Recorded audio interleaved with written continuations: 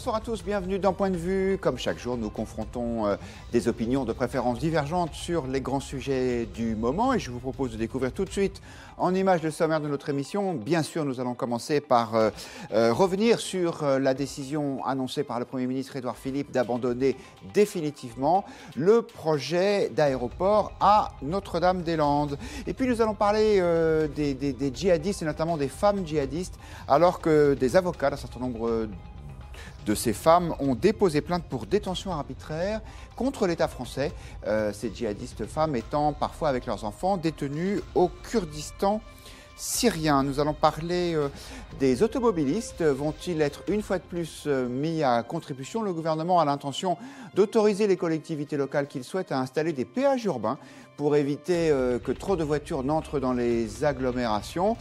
Eh bien, tout ça va encore nous coûter de l'argent. Est-ce que c'est une bonne nouvelle?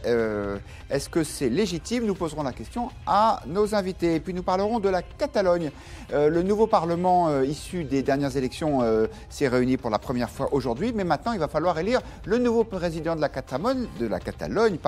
Est-ce que ce sera Puigdemont en exil volontaire à Bruxelles?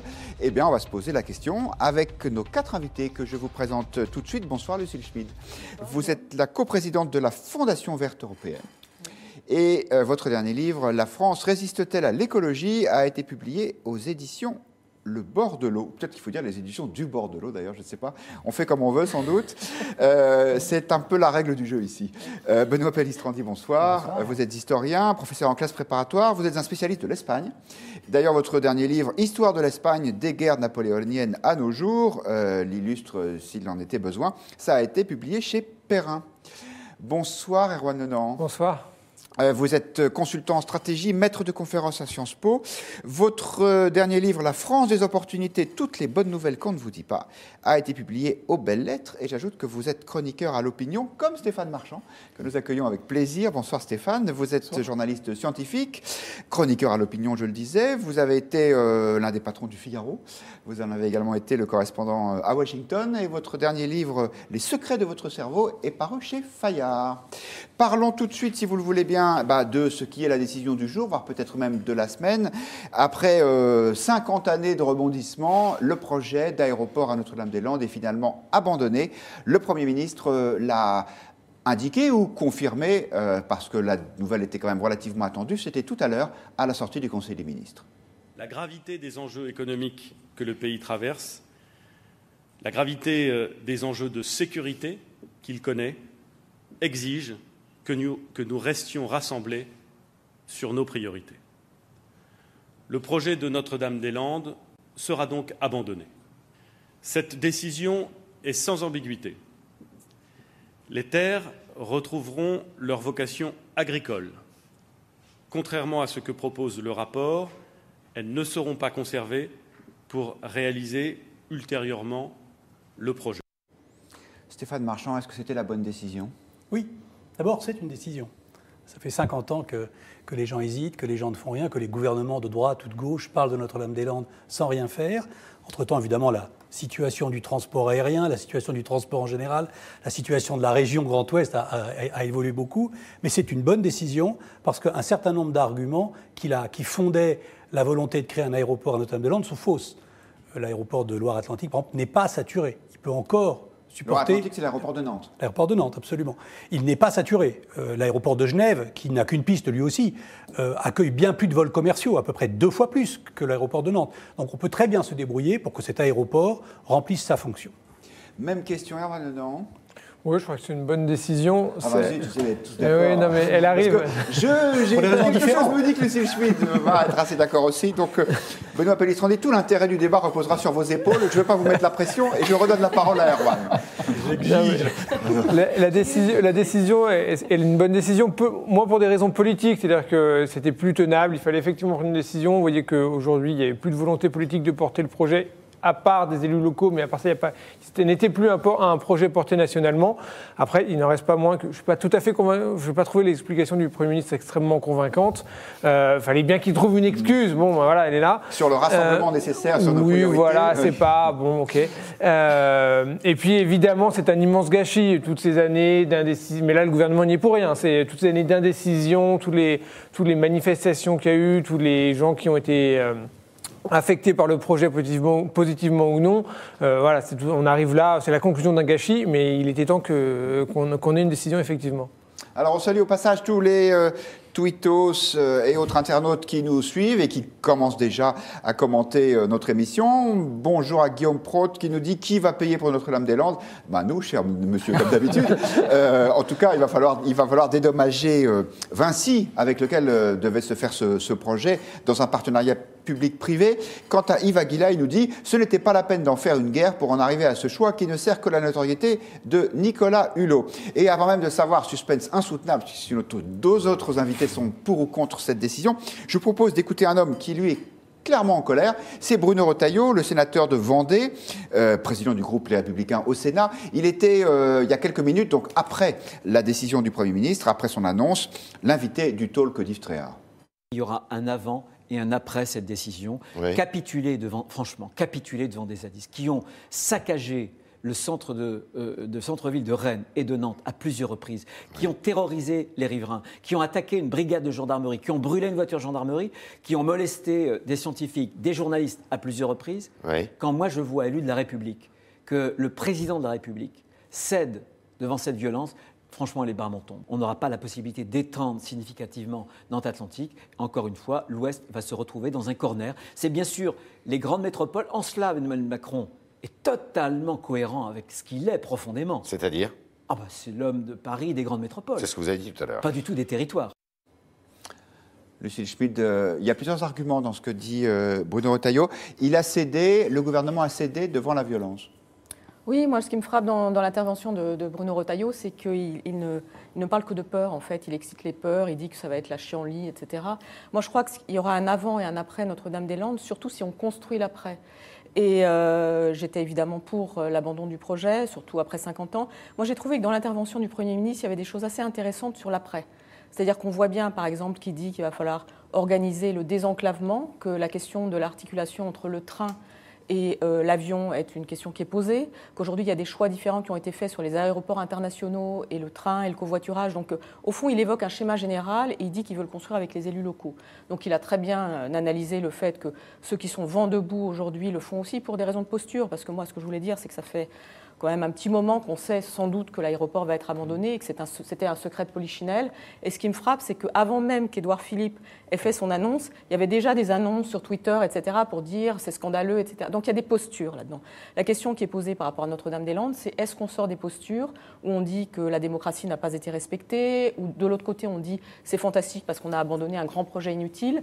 Est-ce qu'on est capable de construire un aménagement du territoire avec des élus locaux et au niveau national et de faire mentir la prédiction de Bruno Retailleau qui nous explique que Emmanuel Macron et Édouard Philippe, qui je rappelle a été maire du Havre, sont au fond des élus qui ne respectent pas les territoires. Moi c'est ça mon point. Et puis je pense que la question de la violence est une question aussi emblématique et qu'il faut espérer bien sûr que l'évacuation d'abord se fasse d'une manière qui soit concertée, en prenant le temps, c'est ce qu'a dit Édouard Philippe, il a parlé de mars, du printemps, et de façon à ce que du côté de ceux qui pourraient être tentés de rester, on prenne en considération le fait que évacuer la zone et respecter ce qui a été convenu avec le gouvernement, c'est une bonne chose aussi pour l'image d'un autre aménagement du territoire et par rapport au fait qu'on puisse organiser du compromis.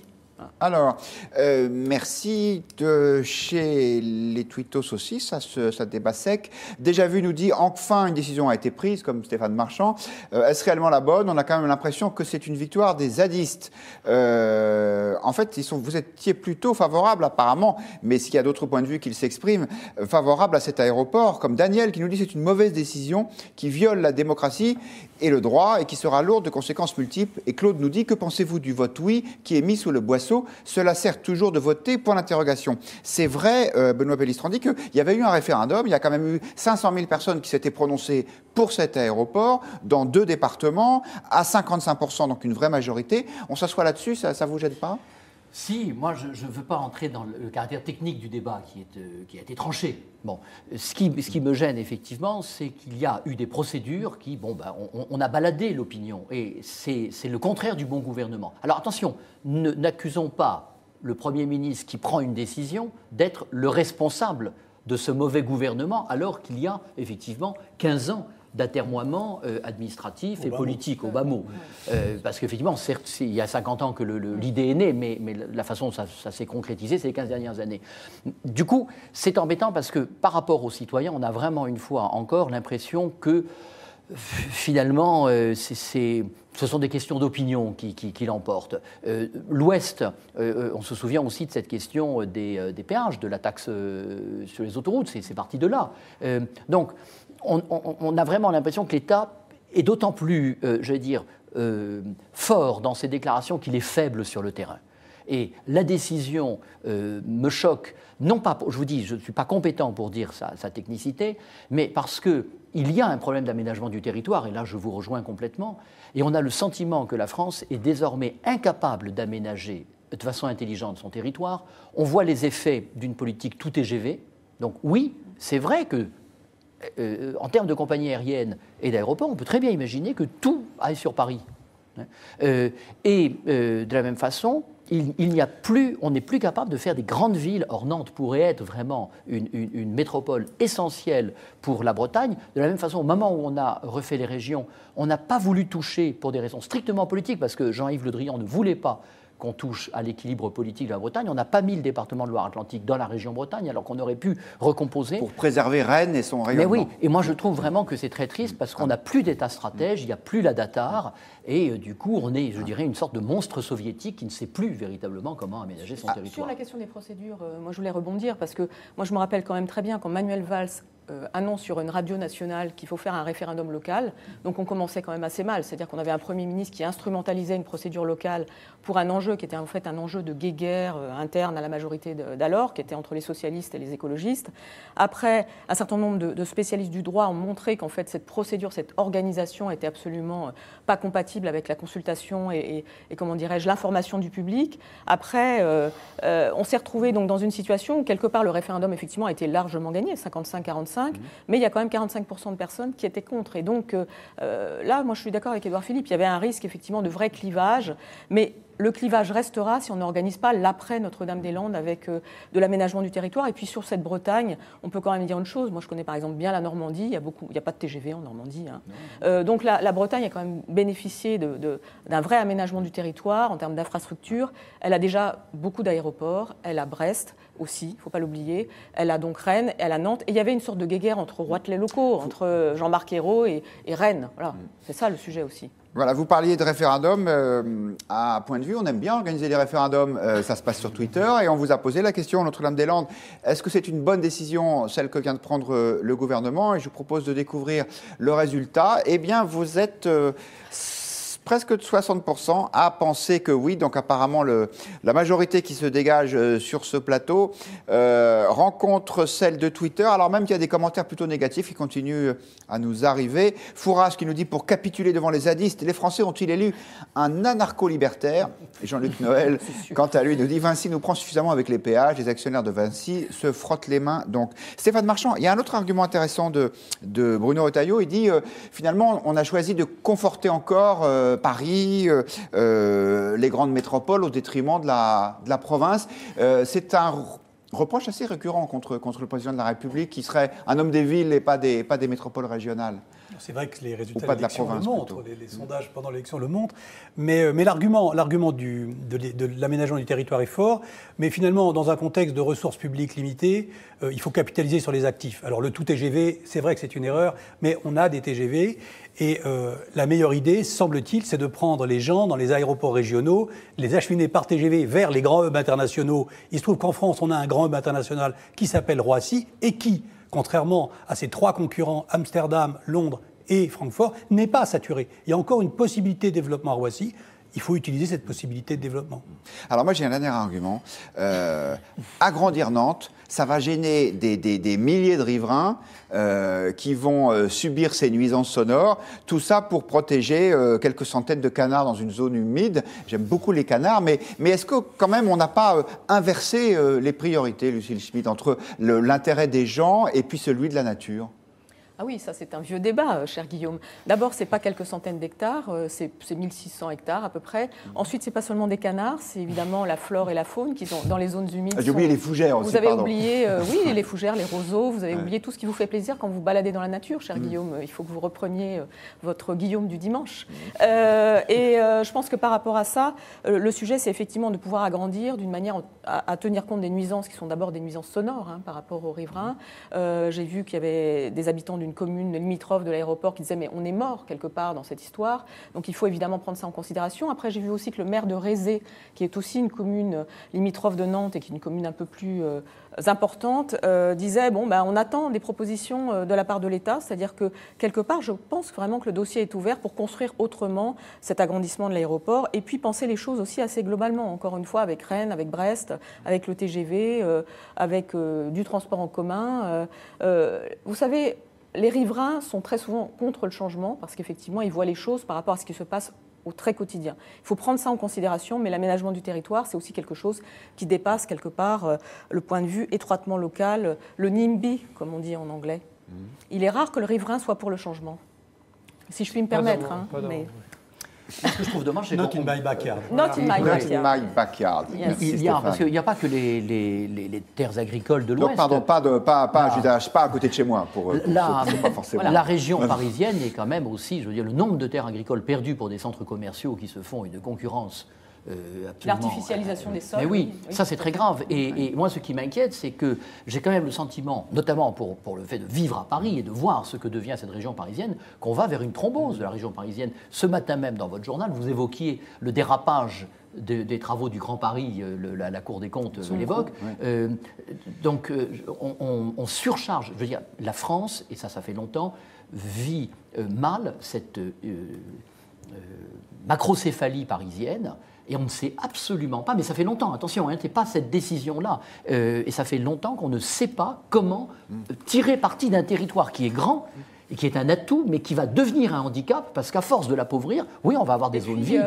Juste un mot, je voudrais écouter Erwan Lenormand, parce que vous dites que c'est plutôt une bonne décision. Moi, je pensais que vous étiez pour le progrès, que vous étiez libéral, donc que justement, ce côté conservateur, il ne faut rien toucher, ça vous choque pas. On part de la même façon d'offensive contre de nouveaux centres commerciaux qui devraient s'ouvrir en Île-de-France. Moi, je vous ai expliqué, je pense que c'est la meilleure décision politique qui pouvait être faite. C'est aussi un immense gâchis. Comme vous le disiez tout à l'heure, moi, je n'ai pas les compétences pour savoir si technique, c'était le bon endroit, quelle est la situation de l'aéroport de Nantes. Mais il fallait en sortir, c'est ça. Mais voilà, ça n'était plus possible. Après, mon côté pro-business, pour le coup, va me faire dire deux choses. Un, j'ai entendu dans les tweets que vous avez lus qu'on commence à attaquer le groupe Vinci en disant qu'ils vont s'en mettre plein les poches. Il se trouve que le groupe Vinci, il avait un contrat avec l'État. On ne va pas, en plus, pour le coup, faire déchirer les contrats en disant que tous les contrats qu'on a pu passer, que l'État a pu passer, n'existent plus et sont nuls et non avenus. C'est pour ça qu'il y a un immense gâchis, parce qu'il aurait fallu s'en rendre compte avant, il aurait fallu probablement... Je crois qu'il y a des questions d'équilibre des parties dans le contrat, peut-être mieux les négocier, mais c'est pas parce que la décision est bonne que toutes les conséquences qui doivent suivre doivent coûter 300 millions. Voilà, non, c'est énorme. On est d'accord que c'est une somme immense. C'est le dédommagement de Vinci. Exactement. Mais il se trouve qu'on est dans un état de droit et que quand on passe des contrats, en général, il faut les respecter. Ou alors il faut aller en justice pour les dénoncer. Ou alors on nationalise Vinci, comme le canal de Suez, mais c'est un peu compliqué. Voilà. La deuxième chose, pour revenir sur le phénomène des zadis, ce qui est inquiétant, en tout cas ce qui pose un certain nombre de questions, c'est ces phénomènes de mobilisation de groupuscules ultra minoritaires qui ont une audience médiatique très forte et qui bloquent un certain nombre de projets, d'infrastructures, de développement. Le projet était immense, mais ça peut être des projets plus locaux et qui font que qui ralentissent considérablement la mise en œuvre des décisions publiques en matière d'infrastructures. Et aujourd'hui, politiquement, personne ne sait comment les gérer et comment faire en sorte que, quand on décide un grand projet, y compris de manière consensuelle, il n'y ait pas un groupuscule qui bloque tout pour des raisons qui lui appartiennent. Mais il y a quand même une chose qu'il faut dire, c'est que le précédent gouvernement avait quand même décidé au fond qu'il était urgent d'attendre une fois que le référendum avait été gagné. Tout à fait. Donc il y avait une forme de mauvaise foi. Non, mais tout à fait. Merci, on salue tous les internautes qui commentent en direct notre débat. Phil qui nous dit choisir un lieu sans polémique sera mission impossible, effectivement, le passé l'a prouvé. Nicole qui a vraiment du mal avec les Verts, il bloque depuis des années le Lyon-Turin par le rail. Donc, alors que c'est bon pour l'environnement, je ne comprends plus. Et puis Farouk qui nous dit qu'est-ce que les zadistes ont gagné au final dans ce dossier. Ben, il y en a peut-être quelques-uns qui vont rester là pour pouvoir cultiver les terres rendues disponibles par les expropriations. D'autres qui vont probablement se faire sortir sans doute par la force. Ce sera probablement ça maintenant le dossier Notre-Dame-des-Landes, non plus un dossier économique ou d'aménagement urbain, mais un dossier de sécurité. Je vous propose de passer à un autre thème du jour, celui des djihadistes. Des avocats de femmes djihadistes détenues par les Kurdes, notamment en Syrie, ont porté plainte contre l'État français pour détention arbitraire, en demandant à l'État d'agir pour que ces femmes et leurs enfants reviennent en France. Est-ce que c'est souhaitable que les djihadistes qui sont allés se battre avec l'État islamique en Syrie ou en Irak reviennent en France? On va s'intéresser à ces sujets. Je vous propose d'écouter pour commencer un témoignage. C'est celui de Véronique Roy. C'est la mère d'un djihadiste mort en Irak. Elle est plutôt favorable à la mise en place d'une sorte de tribunal international. Écoutez. Faut-il les juger là-bas? Faut-il les juger en France pour ce qu'ils ont commis? Il faut faire les deux. Enfin, en tout cas, c'est ce que nous pensons en tant que collectif de familles touchées par la radicalisation et l'embrigadement de nos enfants. Il faudrait effectivement un tribunal international sur place, avec effectivement toutes les parties représentées, parce qu'on ne peut pas juger ces jeunes si on ne juge pas les filières, les recruteurs, les commanditaires. Ces jeunes n'ont pas inventé l'idéologie, ils l'ont rejoint. C'est un drame pour les familles. C'est un drame pour ces jeunes. Est-ce qu'on peut encore les récupérer, les réparer? C'est une grande question de société. Lucie Schmitt, est-ce qu'on les récupère ou si les Kurdes veulent, ou les gouvernements en place, irakiens ou syriens, veulent les juger sur place, qu'ils s'en débrouillent? Moi, je crois qu'il y a d'abord un sujet juridique, c'est-à-dire que le droit français dispose que c'est à nous de juger ces ressortissants français, et en même temps, lorsqu'ils sont sur le territoire d'un État, et j'insiste sur le fait que ce soit sur le territoire d'un État, parce que le Kurdistan n'est pas un État, ils peuvent aussi décider que parce que ça s'est passé sur leur territoire, c'est à eux de les juger. Donc il y a une espèce de conflit juridique. À titre personnel, sans être juriste, j'aurais tendance à considérer qu'il faut les juger en France pour plusieurs raisons. D'abord, je pense que ça serait une meilleure manière de leur garantir un procès légitime, parce que j'entends qu'il y a tout un débat sur « mais là, ils seront jugés légitimement et dans le respect des droits de la défense, mais là pas ». C'est quand même un petit peu dommage que les gens soient jugés à géométrie variable. La deuxième chose, c'est que je pense qu'il y a une forme de déni peut-être sur le fait que dans notre société, ce sont des Français qui au fond deviennent djihadistes, et que cette question de la possibilité d'avoir un procès où les responsabilités, c'est un peu ce que disait cette mère, mais d'une manière sans solution pratique, si je puis dire, parce qu'entre nous, s'il faut créer un tribunal international au Kurdistan, ça, j'y crois pas trop. Donc moi, j'aurais tendance à dire oui, il faudrait les rapatrier.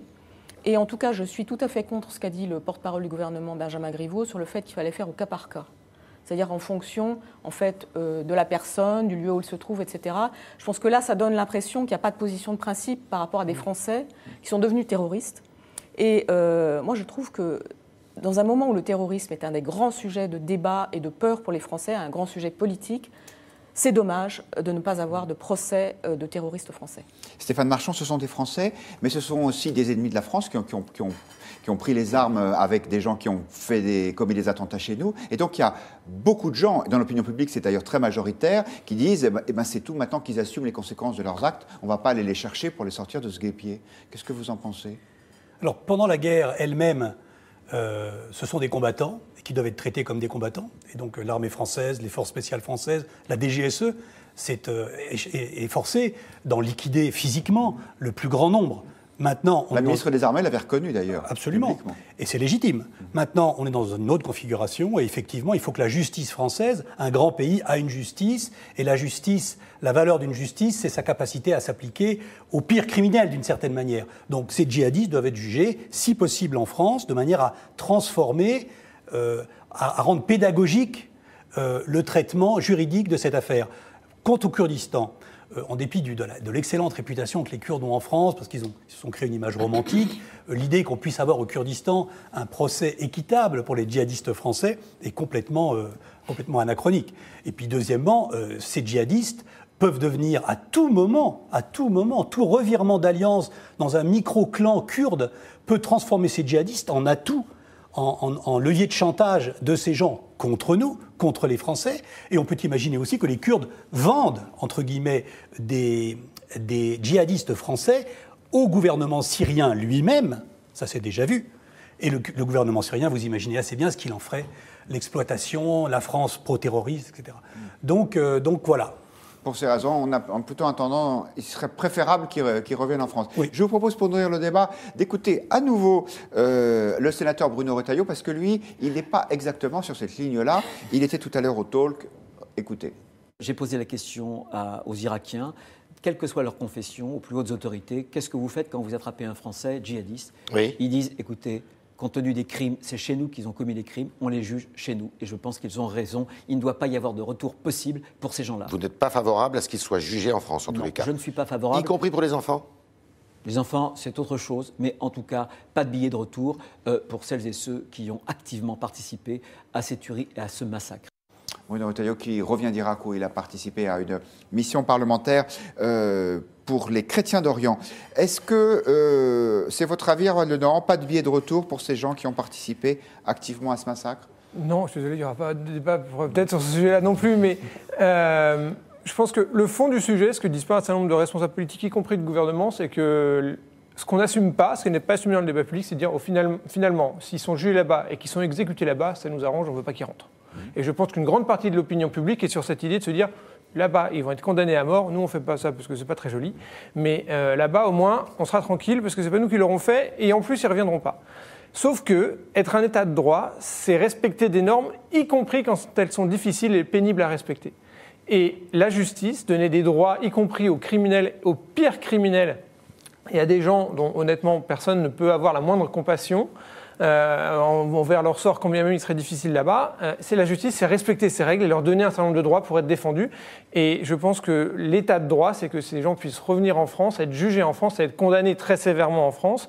Je comprends toutefois que, un, politiquement c'est difficile, et deux, je ne sais pas si on a en tout cas, il semble que les gardiens de prison qui expriment leur colère ces derniers temps nous disent qu'on n'a pas les moyens techniques, ils ne se sentent pas en sécurité, ni en capacité de les accueillir. Mais c'est un autre sujet. C'est pas pour après l'agression dont a fait l'objet des surveillants de prison de la part d'un djihadiste. Exactement. Mais la France est un État de droit, et je crois que respecter ces grands principes du droit, il faut le faire, y compris quand ça ne nous fait pas plaisir. On accueille les points de vue de Farouk qui nous dit, pour les Français qui n'ont pas la double nationalité, est-ce que ce dossier peut relancer le débat sur le statut d'apatride? En fait, a priori, on n'a pas le droit, je crois, de rendre apatride quelqu'un qui n'a pas la double nationalité, c'est-à-dire qu'on ne peut pas le déchoir de sa nationalité. Le droitiste nous dit ils doivent être jugés là où ils sont arrêtés, tandis que Jordan pose la question, on fait un référendum, point d'interrogation. Il est probable qu'à ce référendum, le sentiment majoritaire serait de les laisser là-bas. Benoît Pellistrandi, votre point de vue là-dessus? Moi, mon sentiment, je partage complètement le rappel. Mais j'ai quand même des questions d'ordre technique, c'est-à-dire au moment où on voudra les juger, il faudra bien faire une instruction, il faudra bien qu'il y ait des témoignages, des témoins. Comment ça se fait? Comment peut-on le faire sur le territoire français? Et donc là, il y a une question sur laquelle je voudrais bien être éclairé. Il me semble que c'est un sujet redoutablement difficile sur lesquels, effectivement, les passions de l'opinion publique risquent de se lancer. Et je pense que ce n'est pas bon. Ensuite, autre question, est-ce que le retour de quelqu'un qui est jugé en France ne pourrait pas devenir un modèle pour d'autres? Est-ce qu'il n'y a pas un risque de diffusion? Mais c'est exactement ce qu'on a tous plus ou moins dit. Il y a une forme de lâcheté.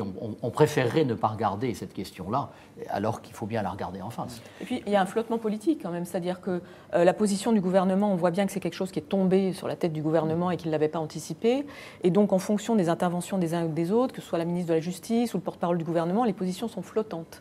Donc, il y a urgence à ce qui est l'élaboration d'une position claire du gouvernement. Et moi, je voudrais quand même dire une chose, c'est que je suis assez choquée que des responsables politiques de très haut niveau, comme Bruno Retailleau, ne se réfèrent pas au droit.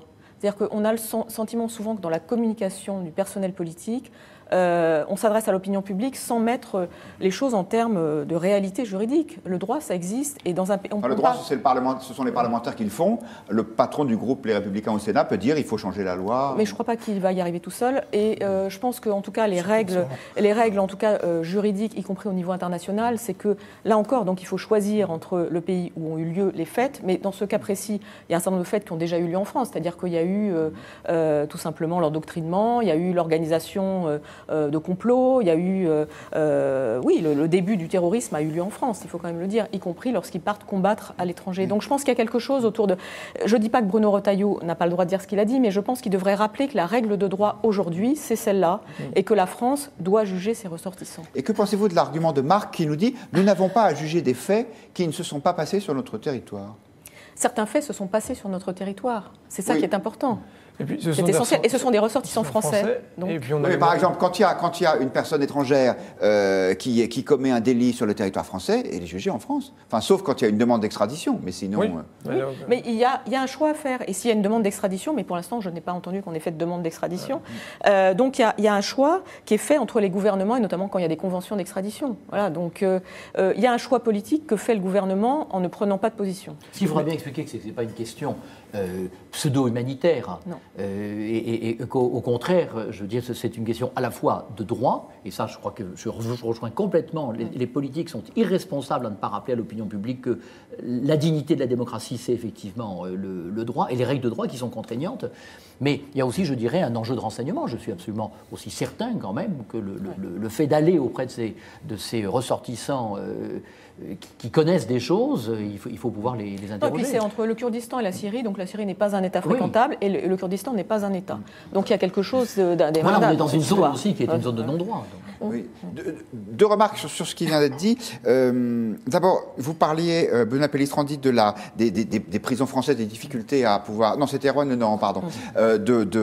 À pouvoir accueillir, entre guillemets, de nouveaux détenus. Il y aura une émission des décrypteurs, l'excellente émission de Figaro Live demain sur ce sujet, sur à la fois la surpopulation et sur l'islamisation en prison ou la radicalisation. Et puis vous parliez du droit, mais moi je vais vous dire, on reçoit beaucoup de courriers de lecteurs sur ce sujet, et les gens disent, vous entre guillemets, le système, les médias, vous mettez toujours le droit en avant quand c'est pour protéger les délinquants ou les adversaires, et jamais quand c'est pour nous protéger de nous, honnêtes citoyens. Est-ce que ça vous paraît un argument recevable, Erwan ? Non, parce que le libéral que je suis pense que l'un des plus grands ennemis du droit et du respect du droit individuel dans ce pays, c'est l'État. Mais donc, voilà. Donc, je pense que il faut aussi, les normes de droit doivent, voilà, y compris aux individus, de se défendre contre l'État. Mais dans cette question-là du retour des djihadistes, il y a, d'une certaine façon, et je parle sous le contrôle de l'historien, un conflit traditionnel entre le droit d'un côté et la justice, qui n'est pas justice au sens politique, et parfois les démocraties ont fait le choix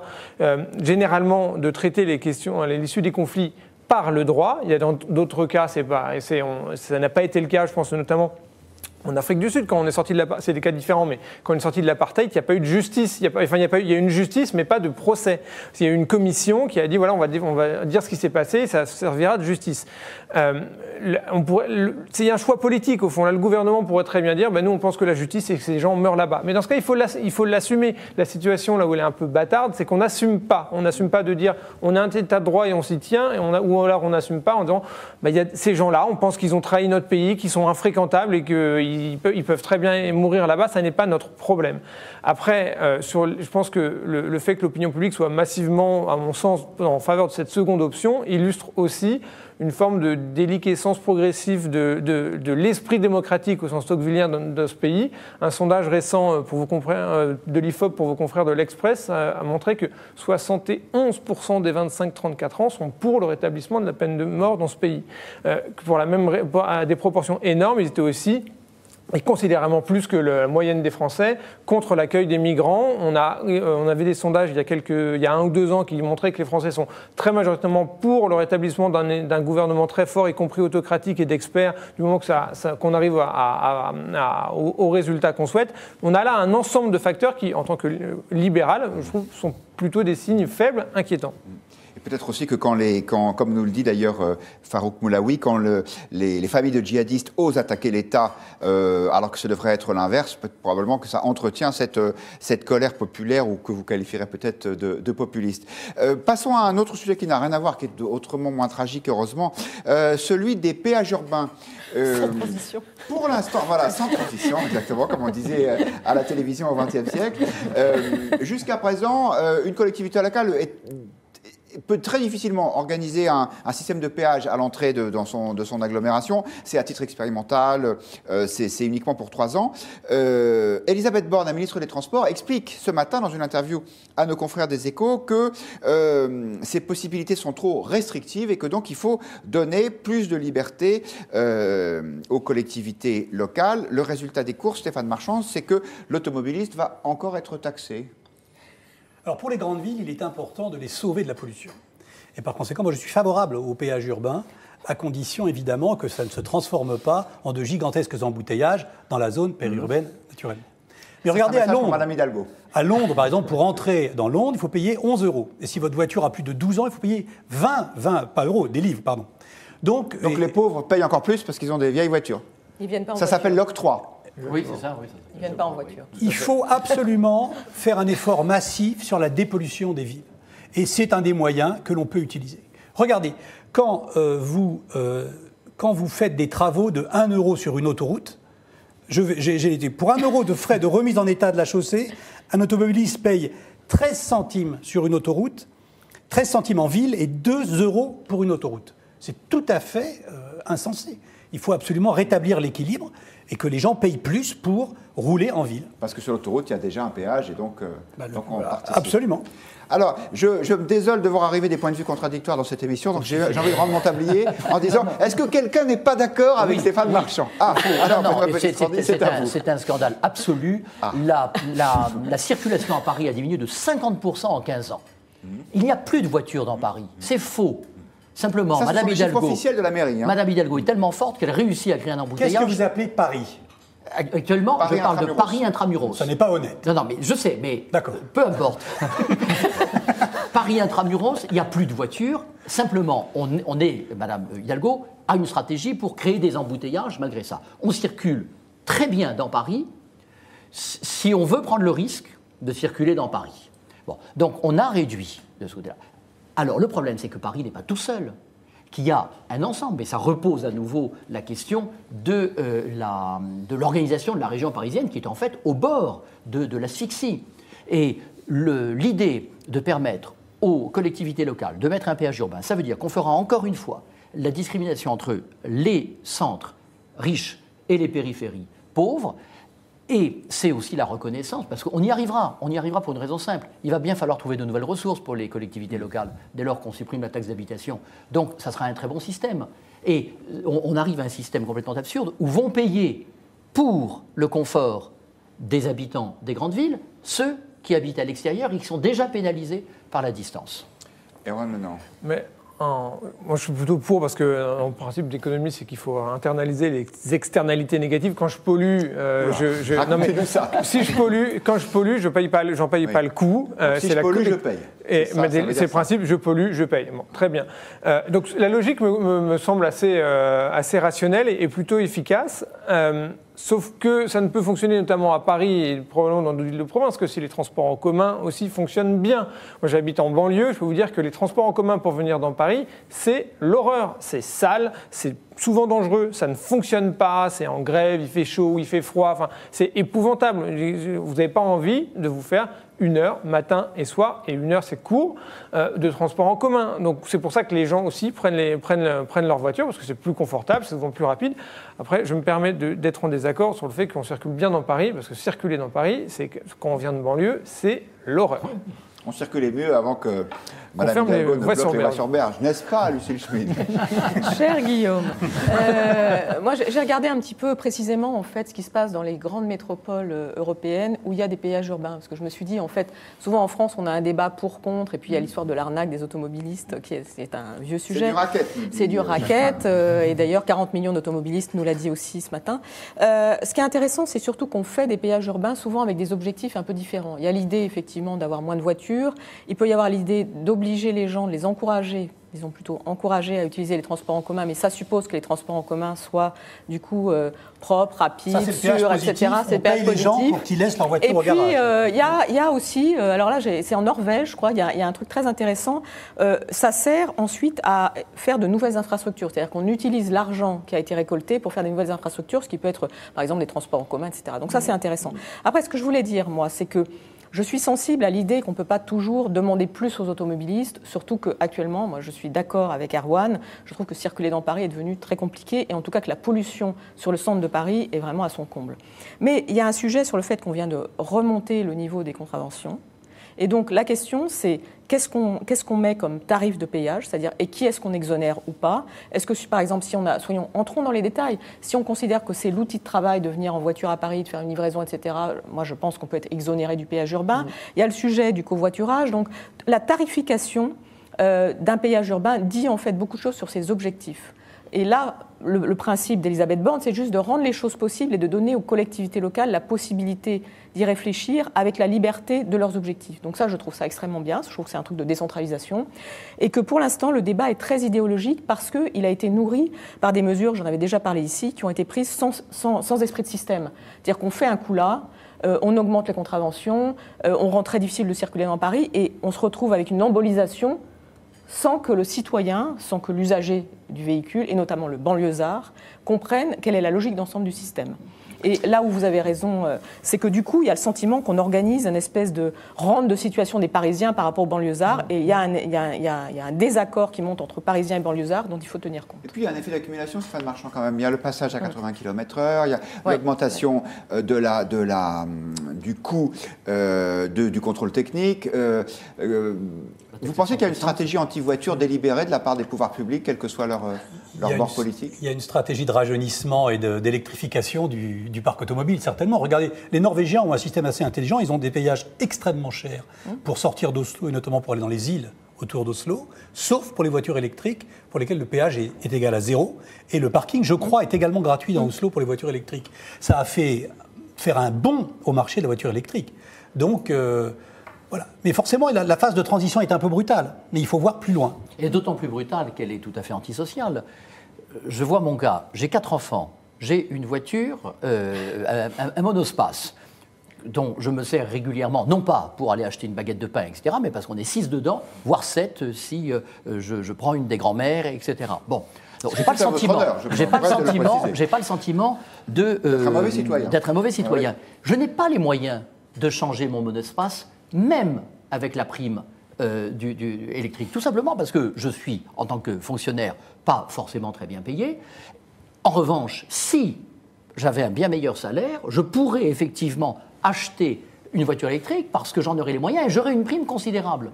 Donc, je suis entièrement d'accord avec vous sur le ciblage. Il faut un ciblage extrêmement fin.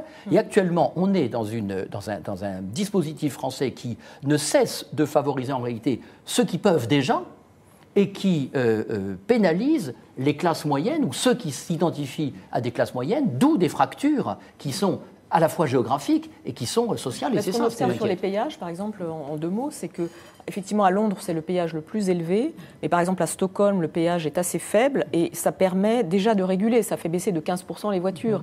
Et en Norvège, il est très élevé parce que ça finance les infrastructures et ça encourage la voiture électrique. Donc tout le sujet, c'est une forme de fiscalité. Et la question, c'est les objectifs qu'on poursuit avec la fiscalité. Exactement.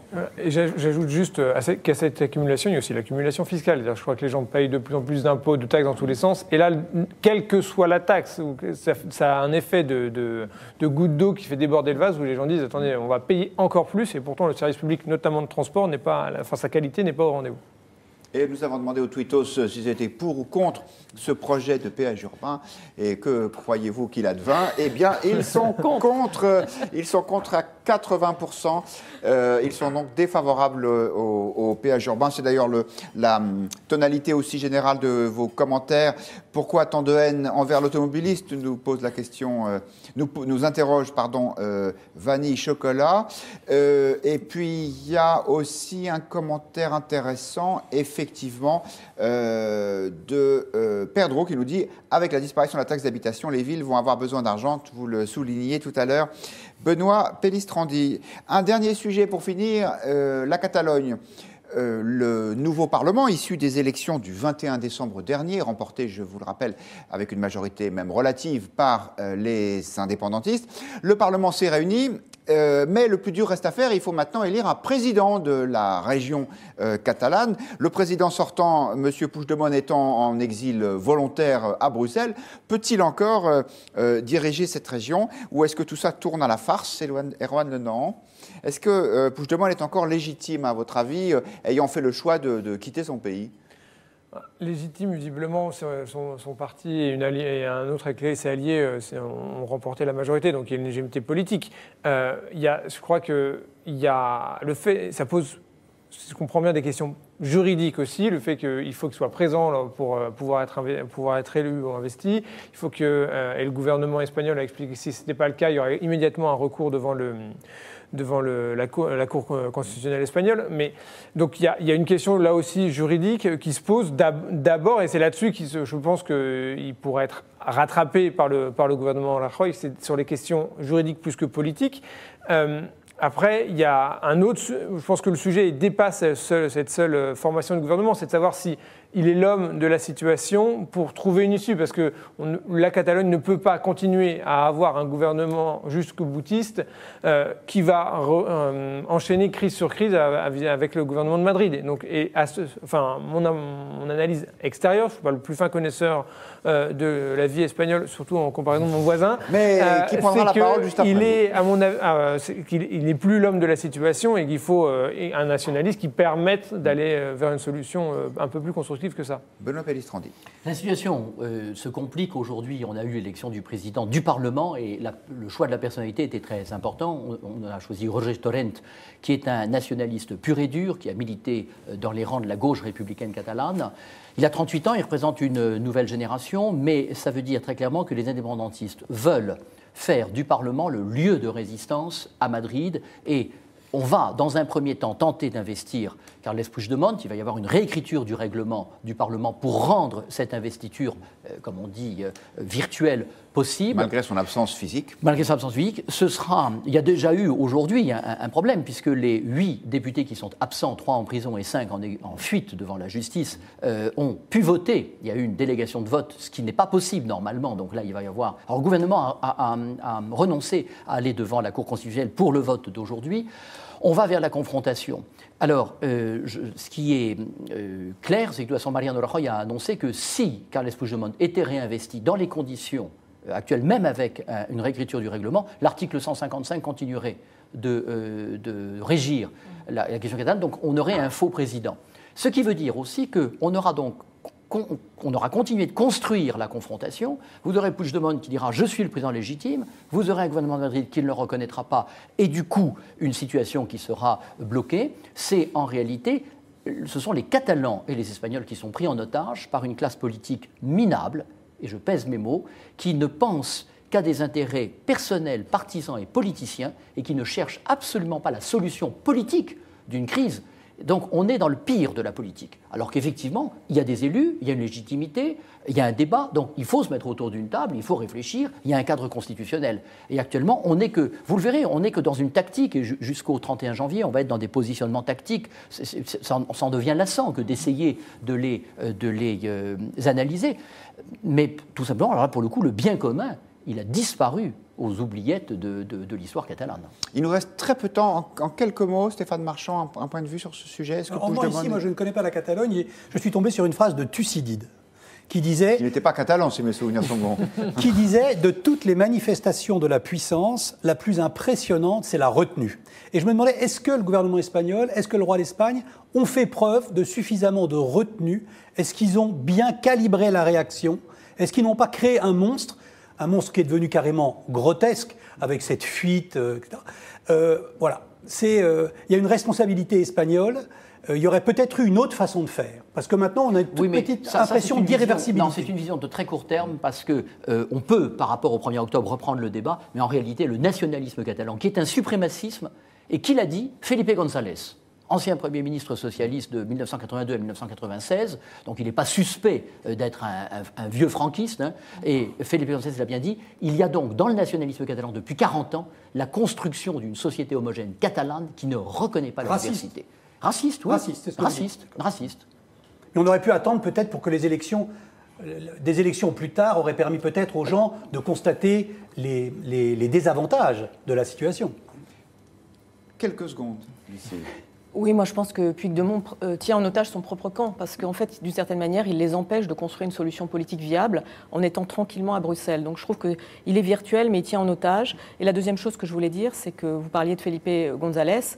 On voit bien que manque quelque part un grand médiateur dans cette histoire-là, et que l'absence, par exemple, du PSOE est un truc qui pèse énormément. Le Parti socialiste espagnol, qui a été longtemps très fort en Catalogne et qui aujourd'hui a pratiquement complètement disparu. Et Rajoy, comme personne, n'a pas la retenue que Thucydide préconisait. Thucydide, l'athénien. Mais il n'y avait pas non plus les socialistes, et je crois qu'il manque vraiment de médiateurs.